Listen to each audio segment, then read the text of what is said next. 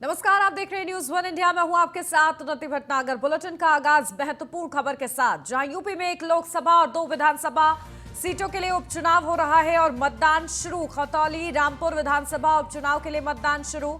मैनपुरी में सपा की डिंपल यादव और बीजेपी के रघुराज शाक्य के बीच मुकाबला है। राजकुमारी सैनी और समाजवादी पार्टी और आरएलडी गठबंधन में है। मदन भैया के बीच सीधा टक्कर है खतौली सीट से। रामपुर की बात की जाए तो सपा के आसिम रजा और बीजेपी के आकाश सक्सेना के बीच तीखा मुकाबला है। मतदान केंद्रों पर सुरक्षा के कड़े इंतजाम कर दिए गए हैं। तो देखिए, आज उपचुनाव का दिन है और इसके लिए सुरक्षा के लिहाज से अगर बात की जाए तो सख्त तैयारियां की गई हैं ताकि किसी भी तरीके से लापरवाही ना हो और जिस तरीके से आरोप लगते हैं उपचुनाव पर वो ना लग पाए। इसको लेकर चुनाव आयोग ने भी पहले से ही तैयारियां जो है संपन्न कर रखी हैं और आज मतदान का दिन है। 8 दिसंबर को नतीजे आएंगे, लेकिन इससे पहले मैनपुरी जो कि लोकसभा सीट पर उपचुनाव हो रहा है, नेताजी के निधन के बाद ये सीट खाली हुई है।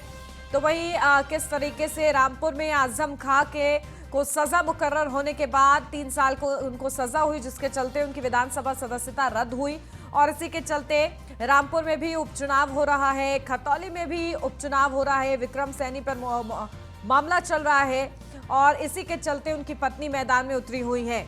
तो ये पूरी गणित है इन तीनों ही सीटों को लेकर कि किस वजह से आखिर उपचुनाव हो रहा है। लेकिन आपको प्रत्याशियों के नाम भी बता रहे हैं। मैनपुरी में डिंपल यादव जो कि नेताजी की पुत्र वधू हैं और इसी के साथ उनके मुकाबले के लिए भारतीय जनता पार्टी ने मैदान में रघुराज शाक्य को उतारा है, क्योंकि यादव के बाद सबसे ज्यादा जो वोट बैंक है मैनपुरी में वो शाक्य समाज का है और ऐसे में उसी को साधते हुए, तमाम समीकरणों को साधते हुए भारतीय जनता पार्टी की तरफ से रघुराज शाक्य को मैदान में उतारा गया। और इसी के साथ रामपुर की अगर बात की जाए तो आसिम रजा और इसी के साथ आकाश सक्सेना, जो ये वही आकाश सक्सेना है जिन्होंने लगातार आजम खां की मुश्किलें बढ़ाई और जिसकी वजह से आजम खां जेल में भी रहकर आए। तो लगातार आकाश सक्सेना जिस तरीके से मुखर तौर पर आजम खां के खिलाफ सामने आए हैं, उसी को ध्यान में रखते हुए भारतीय जनता पार्टी ने सूझबूझ के साथ मैदान में आकाश सक्सेना को रामपुर विधानसभा सीट से उतारा है।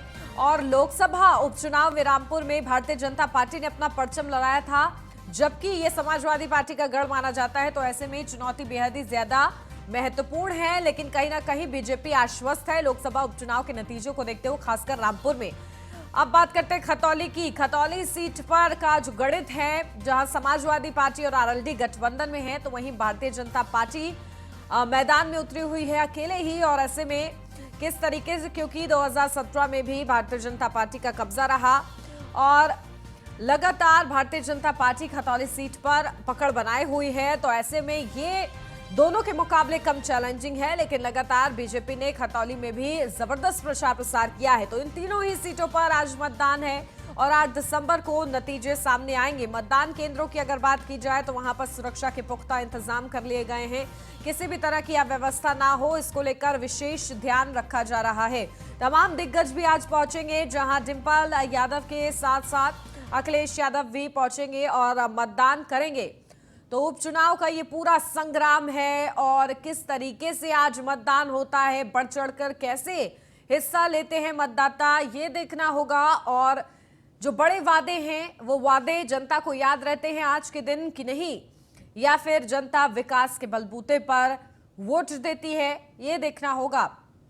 तो आज बेहद ही ज्यादा महत्वपूर्ण दिन है और साख का सवाल क्योंकि बना हुआ है ये, खासतौर से 2 सीटें मैनपुरी और रामपुर, जहां मैनपुरी लगातार 1996 के बाद से ही समाजवादी पार्टी का गढ़ रहा है। नेताजी जो कि संरक्षक थे समाजवादी पार्टी के, कहीं ना कहीं उन्होंने अपना जो सियासत का सफर है वो यहीं से मुखर किया और ऐसे में शुरू से ही समाजवादी पार्टी का कब्जा होने के नाते बीजेपी के लिए ये सीट जीतना बेहद ही ज्यादा टेढ़ी खीर है। लेकिन बीजेपी भी पूरी कोशिश के साथ मैदान में उतरी हुई है। रघुराज शाक्य को मैदान में उतारा हुआ है। जसवंत नगर सीट जो कि बेहद ही ज्यादा चर्चा में रही है, यहां पर सबसे ज्यादा प्रचार प्रसार हुआ है और क्योंकि पारिवारिक एकता के साथ इस बार अखिलेश यादव मैदान में उतरे हुए हैं। मैनपुरी की अगर बात की जाए तो वो नेताजी को श्रद्धांजलि देना चाहते हैं इस सीट को जीतते हुए और बेहद ही सादगी के साथ प्रचार प्रसार भी किया गया है इस बार और इसके लिए पूरा परिवार इकट्ठा मंच पर नजर आया। इसका क्या असर पड़ता है इस लोकसभा उपचुनाव पर, यह देखना होगा मैनपुरी की खासतौर से सीट पर। और बेहद ही तीखा मुकाबला है। डिंपल यादव जहां, क्योंकि पूरी जो जनता है मैनपुरी सैफई, वो चाहती है किस तरीके से प्रतिक्रियाएं मिली हैं, नेताजी के लिए खास जगह है, तो ऐसे में सहानुभूति वोट बैंक भी कहीं ना कहीं अखिलेश यादव यानी कि समाजवादी पार्टी के साथ है। और इसी के लिए बीजेपी के लिए और भी ज्यादा मुश्किल और चुनौतीपूर्ण हो रहा है मुकाबला। लेकिन आज मतदान का दिन है और 8 दिसंबर को जब नतीजे आएंगे तब साफ हो जाएगा कि आखिर जो बड़े दावे किए गए और इन तमाम समीकरणों को जो साधने का प्रयास किया गया, किसका नतीजा और किसकी जो पूरी नीति है वो सटीक बैठती है, ये 8 दिसंबर को साफ हो जाएगा। फिलहाल मुकाबला बेहद ही ज्यादा दिलचस्प है मैनपुरी रामपुर खतौली में, जहां मैनपुरी में बहू बनाम शिष्य, क्योंकि कहीं ना कहीं रघुराज शाक्य भी समाजवादी पार्टी का ही हिस्सा रहे और नेताजी के काफी करीब वो रहे, शिवपाल यादव के वो करीबी बताए जाते हैं। और ऐसे में कहीं ना कहीं शिष्य वर्सेस बहू हो रहा है ये पूरा मुकाबला मैनपुरी का, और बेहद ही ज्यादा दिलचस्प अपने आप में बना हुआ है। लेकिन किसका प्रण यहां से पूरा होता है, क्योंकि एक तरफ समाजवादी पार्टी कह रही है कि नेताजी को श्रद्धांजलि के लिए हम ये उपचुनाव कर रहे हैं, तो वहीं भारतीय जनता पार्टी का कहना है कि ये समाजवादी पार्टी डर गई है और इसी के चलते इस तरीके से प्रचार प्रसार किया जा रहा है। पारिवारिक एकता मंच पर दिखाई जा रही है। लेकिन आज जनता किस तरीके से वोट करती है इस उपचुनाव के संग्राम में, यह देखना बेहद ही ज्यादा महत्वपूर्ण होगा। रामपुर सीट की अगर बात की जाए तो देखिए, रामपुर में लोकसभा उपचुनाव हुए और किस तरीके से भारतीय जनता पार्टी के प्रत्याशी वहां पर भारी मतों से जीते, भारी अंतर था मतों में, और ऐसे में भारतीय जनता पार्टी आश्वस्त है रामपुर में, क्योंकि लोकसभा उपचुनाव में कमाल किया। लेकिन अब बारी है विधानसभा सीट की रामपुर में, तो जो कि आजम खां के सजा मिलने के बाद खाली हुई है ये सीट, उनकी विधानसभा सदस्यता रद्द की गई। हेट स्पीच पूरे मामले में उन्हें 3 साल की सजा मुकर्रर की और इसी के चलते उनकी विधानसभा सदस्यता रद्द हुई थी। और इसके बाद आजम खां के सीट से ही देखिए अब उपचुनाव हो रहा है और रामपुर में इसके लिए मैदान में आकाश सक्सेना को उतारा गया है, जो कि एक बड़ा चेहरा रहे हैं। आजम खां को सजा हुई, जेल में वो रहे, इसके पीछे भी आकाश सक्सेना का नाम है।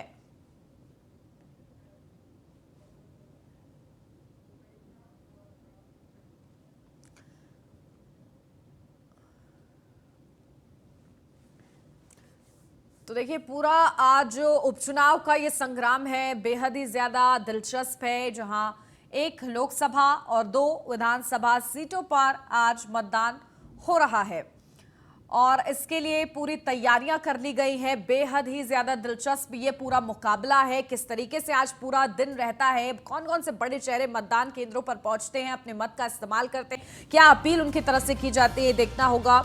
और चलिए इसी के साथ हमारे संवाददाता भी ग्राउंड जीरो से हमारे साथ जुड़ गए हैं। हमारे साथ अश्विनी द्विवेदी जुड़ गए हैं, साथ ही साथ रामपुर से हमारे संवाददाता फहीम खान भी जुड़ गए हैं। अपडेट ले लेते हैं सबसे पहले अश्विनी से। अश्विनी, क्या जानकारी? देखिए, आज मतदान का दिन है, तीनों ही सीटें बेहद ही ज्यादा महत्वपूर्ण है, कोशिशें भरपूर की गई हैं।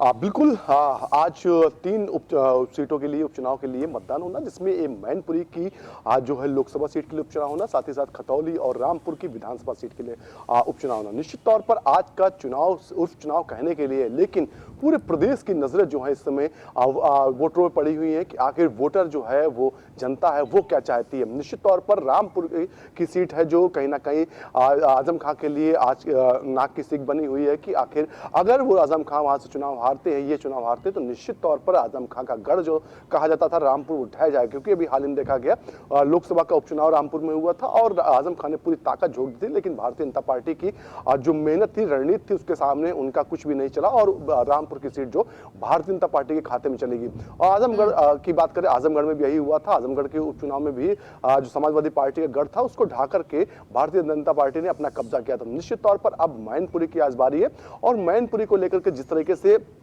समाजवादी पार्टी ने इस बार चुनावी प्रचार किया वो अगर पिछले 5 सालों में देखें तो जो अभी हाल ही में 2022 का विधानसभा चुनाव हुआ था उससे भी बेहतर था। एक एक घर जाकर के वोट मांगे जा रहे थे। जो भारतीय जनता पार्टी की रणनीति अक्सर होती थी कि चुनाव में बड़े बड़े नेताओं को लगा दिया जाता था कि गली गली कूचे में जाकर के लोगों से वोटों की अपील करते थे, वो इस बार समाजवादी पार्टी के साथ दिखा। और सबसे बड़ी बात है, इस बार जो चुनाव हुआ उसमें समाजवादी पार्टी एग्रेसिव मोड पर रही। कोई भी बयान आता था तत्काल प्रभाव समाजवादी पार्टी उसका जवाब दे रही थी। अभी देखा गया किस तरीके से कल शिवपाल यादव ने ऐलान किया था कि उनके सहयोगी कोई थे, पार्टी के कार्यकर्ता थे, उनको पुलिस ने उठाया था किसी मामले में। तो उन्होंने साफ कहा था कि अगर पुलिस उनको नहीं छोड़ती तो हम एसपी कार्यालय और डीएम कार्यालय का घेराव करेंगे। निश्चित तौर पर ये चीजें जो है समाजवादी पार्टी के अंदर बहुत लंबे अरसे के बाद दिखाई दी, क्योंकि अभी तक कहीं ना कहीं एक चुनाव होता था, सिर्फ चुनाव प्रचार समाजवादी पार्टी करती थी और इसके अलावा जो एग्रेसिव मोड समाजवादी पार्टी का था, कार्यकर्ताओं के लड़ने वाला, सड़कों पर उतरने वाला, वो बिल्कुल गायब था। लेकिन इस चुनाव में वो चीजें दिखाई पड़ रही। निश्चित तौर पर भारतीय जनता पार्टी ने भी इस चुनाव में पूरी ताकत झोंकी, क्योंकि अब मौका भारतीय जनता पार्टी के बाद है। 1995 से लेकर अब तक समाजवादी पार्टी का मैनपुरी पर कब्जा रहा। जो मुलायम सिंह यादव है, सपा संरक्षक थे, समाजवादी पार्टी के संस्थापक थे, उन्होंने इस सीट पर कब्जा बनाए रखा था और कहीं ना कहीं वो चुनाव जीत रहे थे या फिर यादव परिवार उससे कोई ना कोई चुनाव जीत रहा था। निश्चित तौर पर आज भारतीय जनता पार्टी के बाद ये मौका है कि मैनपुरी को जीता जाए। और भारतीय जनता पार्टी के कार्यकर्ताओं, नेताओं के हौसले इसलिए भी बुलंद है क्योंकि अभी हाल ही में देखा गया आजमगढ़ और रामपुर की भी स्थिति यही थी कि वहां पर समाजवादी पार्टी को हराना आसान नहीं था, लेकिन वहां पर लगातार रणनीतिक तौर पर काम किया गया और उसका परिणाम यह रहा कि भारतीय जनता पार्टी के खाते में सीट गई। अगर बात करें जो आज का चुनाव हो रहा है उसमें मैनपुर से 6 प्रत्याशी जरूर हैं, लेकिन सीधी टक्कर समाजवादी पार्टी और भारतीय जनता पार्टी के बीच में बिल्कुल तीनों ही सीट पर किस तरीके से मुखर ये पूरा मुकाबला है अश्विनी, जो कि और ज्यादा दिलचस्प बनाता है इस पूरे मुकाबले को। बने रहिए आप हमारे साथ। फहीम भी बने हुए हैं। फहीम, क्या जानकारी? देखिए, रामपुर में आज मतदान है और विधानसभा सीट के लिए कितना जोश वहां पर दिख रहा है, क्या तैयारियां वहां पर हो रखी हैं मतदान केंद्रों पर? तो 54 मतदान केंद्रों पर इस वक्त मतदान चल रहा है। रामपुर के अंदर पैरा मिलिट्री फोर्स से लेकर 7 लेयर की फोर्स तैनात है जो सुरक्षा के लिए खड़ी है। फिलहाल वोटर तो कहीं नजर नहीं आ रहा है, लेकिन फोर्स चारों तरफ नजर आ रही है। रामपुर के अंदर 3,88,994 मतदाता आज अपने मतदान का प्रयोग करेंगे और उसके बाद नतीजे तय करेंगे कि वो किसके सिर से रह सकता है। लेकिन रामपुर में बहुत जबरदस्त घमासान चला नदी, दोनों तरफ से आरोप प्रत्यारोप चले। आजम खां की स्पीच बहुत ज्यादा विवादों में रही, मशहूर रही, हेडलाइन में रही और लाइमलाइट में रही। तो आजम खां के साथ साथ बाकी लोगों ने भी कोई कसर नहीं छोड़ी। भारतीय जनता पार्टी ने अपने प्रत्याशी को जिताने में पूरा दम लगा दिया। सरकार के आधी सरकार रामपुर के अंदर मौजूद रही और उन्होंने बहुत जबरदस्त तरीके से, आक्रामक रूप से प्रचार तो किया ही किया, आजम खां को कमजोर किया, उनके लोगों को तोड़कर अपने पाले में किया। भारतीय जनता पार्टी के मंच पे लाकर उनसे ऐलान कराया कि अब्दुल अब दरी नहीं बिछाएगा, अब्दुल अब कुर्सी पे बैठेगा और सरकार की हिफाजत करेगी। इस तरह से रामपुर के अंदर बहुत दिलचस्प मुकाबला चलता रहा, जिसका निचोड़ आज निकलने जा रहा है। आज वोटर वोट देगा और उसके मन में क्या होगा ये वो तय करेगा और वोट दे के आएगा। इसके बाद देखना यही दिलचस्प होगा कि सेरा किसके सर सजता है उन्नति। लेकिन जबरदस्त मुकाबला है बिल्कुल फहीम। देखिए, क्योंकि आजम खां का अच्छा खासा दबदबा रामपुर में रहा और यही उम्मीद की जा रही थी कि लोकसभा उपचुनाव भी बेहद ही ज्यादा कठिन रहेगा भारतीय जनता पार्टी का। लेकिन आकाश सक्सेना को देखिए मैदान में उतारा गया है और कहीं ना कहीं बीजेपी ने प्रत्याशी बहुत सोच समझकर मैदान में रखा है। आकाश सक्सेना वही नाम है जिनकी वजह से आजम खां जेल की सजा काटकर बाहर आए और लगातार वो मुखर रहते हैं आजम खां के खिलाफ। कितनी अच्छी दावेदारी वो पेश कर पाएंगे विधानसभा उपचुनाव में भी? हाँ बिल्कुल, देखिए उन्नति, ये बात कहना पड़ेगी कि आकाश सक्सेना जो है वो आजम खां के दुश्मन नंबर 1 है। आजम खां की बदौलत वो जेल चले गए और वही नहीं गए, उनकी पत्नी, उनका बेटा भी जेल गया और लगभग 48 से लेके 50 मुकदमों तक में वो वादी हैं और उनका सीधा हस्तक्षेप है आकाश सक्सेना का। तो आकाश सक्सेना ही वो शख्स है जिन्होंने आजम खां को इस हालत पे लाके खड़ा कर दिया कि आज वो मंचों पे रो रहे हैं, चीख रहे हैं, चिल्ला रहे हैं दया की भीख मांग रहे हैं, लोगों से साथ की भीख मांग रहे हैं, वोटों की भीख मांग रहे हैं। नहीं तो होता ये था कि जहां मंच पे आजम खां खड़े हुए और उन्होंने जो कह दिया रामपुर में वो हो जाया करता था। लेकिन आज स्थिति बदल गई है। आज उनका दुश्मन नंबर 1 मुकाबले पे है और साथ में उसके साथ जो मुकाबला होगा सरकार के साथ होगा। तो ऐसे में बहुत दिलचस्प और बहुत कड़े मुकाबले में आकाश कुमार सक्सेना खड़े हैं और उनकी पोजीशन बहुत स्ट्रॉन्ग है। लेकिन इधर समाजवादी पार्टी का जो परंपरागत वोट है, जो 60% वोट मुस्लिम वोट है, उसमें वो कितनी सेंधमारी करेंगे और कितनी सेंधमारी वो कर सकते हैं, ये तो देखना दिलचस्प होगा। लेकिन मैं बिल्कुल, आपको और बता इसके दूं, लिए देखिए 8 दिसंबर का इंतजार बेसब्री से रहेगा। ठीक है फहीम, आप भी बने रहिए हमारे साथ। के शर्मा हमारे साथ जुड़ गए, हमारे संवाददाता। के क्या कुछ जानकारी? देखिए आज मतदान का दिन है, किस तरीके से वहां पर मतदान किया जा रहा है, क्या तैयारी है वहां पर?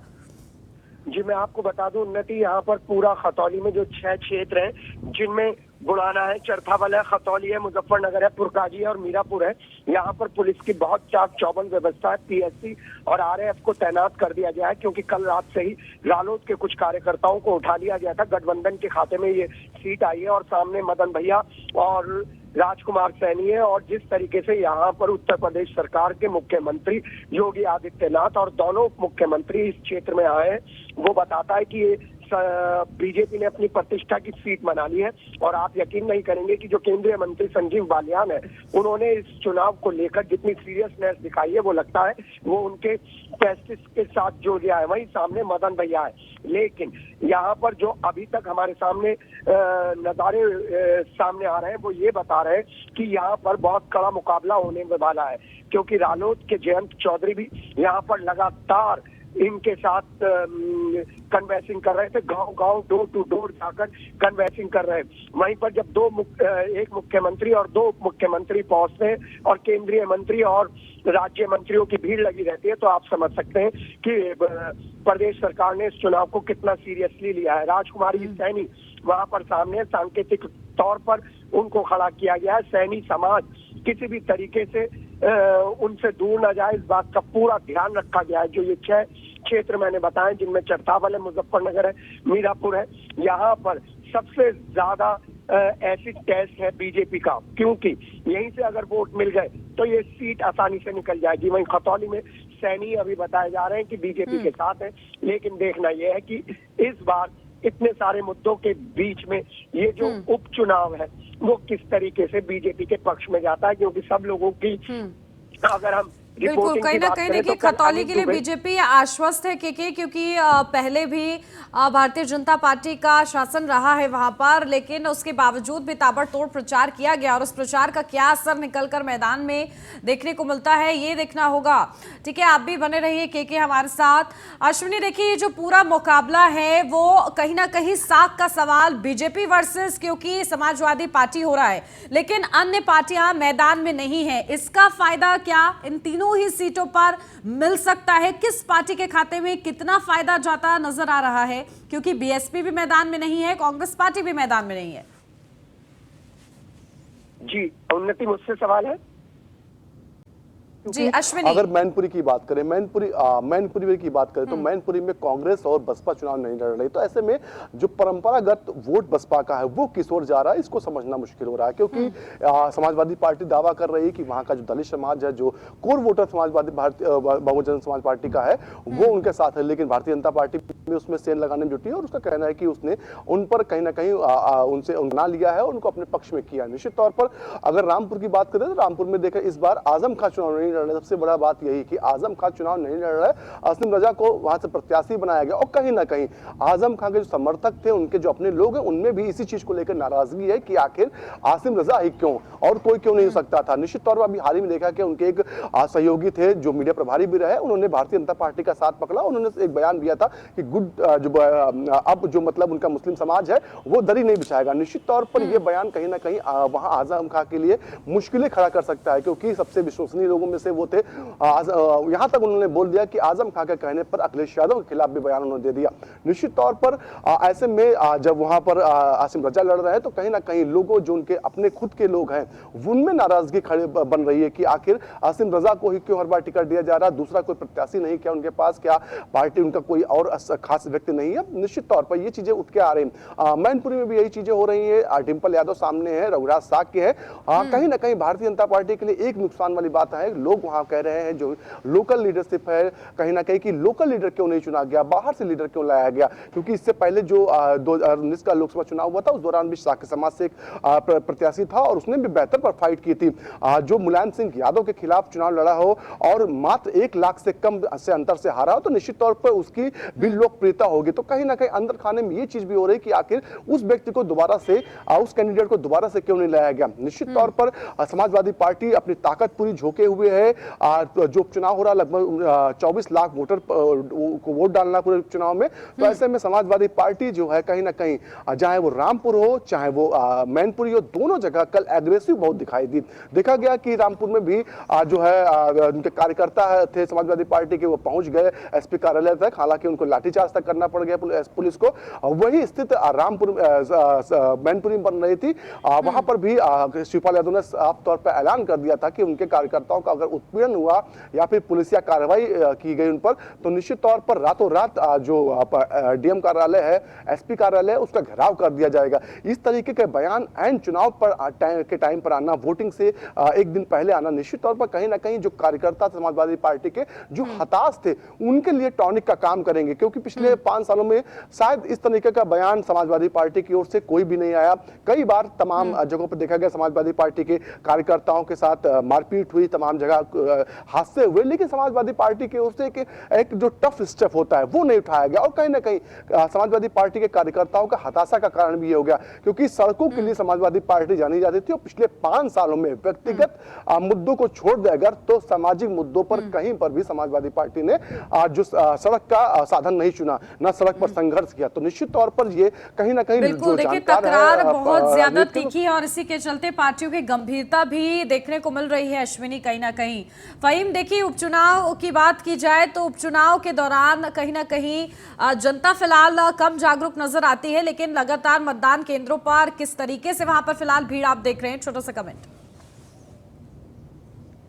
भीड़ नजर नहीं आ रही है उन्नति, क्योंकि अभी शुरुआत है। शुरुआत में बहुत जल्दी लोग आना, इक्का दुक्का लोग जो है आके दिखाई दे रहे हैं। हम काफी दूर है बूथ से, ये बूथ तक कंडीशन हम नहीं बता पा रहे हैं, लेकिन रामपुर के अंदर जिस तरह से फिलहाल का नजारा देखने को मिल रहा है, ये जो नजारा है बड़ा उदास करने वाला है, क्योंकि लोगों की भीड़ जैसे उमड़ती है वोट डालने के लिए, और यही अगर हालत रही तो परसेंटेज बहुत डाउन रहेगा और इसका खामियाजा जो है वो प्रशासन को भुगतना होगा, क्योंकि उनके ऊपर आरोप और प्रत्यारोप बहुत ज्यादा लगेंगे। तो उन्नति फिलहाल रामपुर के अंदर वोटिंग शुरू हो चुकी है और जैसे ही वोटिंग स्टार्ट हुई है वैसे लोगों का जो जमावड़ा था वो नहीं दिखा। बिल्कुल, देखिए सुबह का वक्त है, शायद इस वजह से भी कम वहां पर मतदाता पहुंच रहे हैं। ठीक है फहीम, के और अश्विनी, आप तीनों ही नजर बना के रखिएगा। फिलहाल बहुत शुक्रिया आप तीनों का। बढ़ते आगे गुजरात से अब महत्वपूर्ण खबर, जहां गुजरात में आज आखिरी चरण का चुनाव, 14 जिलों की 93 विधानसभा सीटों पर डाले जाएंगे वोट, जहां सुबह 8 बजे से शाम 5 बजे तक वोटिंग होगी। 833 उम्मीदवारों की सियासी किस्मत ईवीएम में कैद होगी। वोटिंग को लेकर पोलिंग बूथों पर सुरक्षा के कड़े इंतजाम किए गए हैं। दूसरे चरण में मतदान करने पहुंचे प्रधानमंत्री नरेंद्र मोदी। तो देखिए बड़ी अपडेट आपको बता दें, जहां गुजरात विधानसभा चुनाव भी है और 1 दिसंबर को पहले चरण का मतदान हुआ और आज 5 दिसंबर को दूसरे चरण का मतदान जो कि 93 सीटों पर हो रहा है। 833 उम्मीदवारों की किस्मत आज ईवीएम में कैद हो जाएगी। वोटिंग को लेकर पोलिंग बूथों पर सुरक्षा के कड़े इंतजाम वहां पर किए गए हैं और दूसरे चरण में मतदान करने प्रधानमंत्री नरेंद्र मोदी भी पहुंचे हैं। तो गुजरात में आज आखिरी चरण का चुनाव है। 8 दिसंबर को नतीजे सामने आएंगे। गुजरात विधानसभा चुनाव के भी 14 जिलों के 93 विधानसभा सीटों पर वोट डाले जा रहे हैं।